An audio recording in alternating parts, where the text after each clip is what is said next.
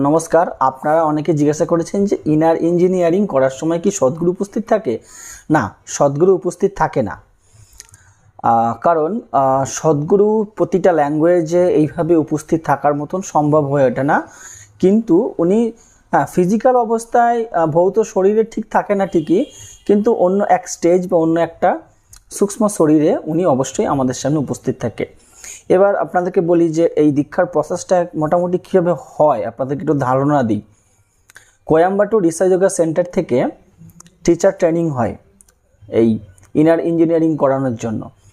তো এই ইনার ইঞ্জিনিয়ারিংয়ে যারা টিচার ট্রেনিং নেন, ইনারা ঠিক দীক্ষা দেন না ঠিক, কিন্তু ইনাদের দ্বারাই সদ্গুরু আমাদেরকে দীক্ষা দেন। কি প্রসেসটা কি? প্রসেসটা হলো সাউন্ড প্রসেসে একটা শব্দ তরঙ্গ তৈরি করা হবে এবং এই শব্দ তরঙ্গ আপনার শরীরে প্রবেশ করিয়ে দেওয়া হবে।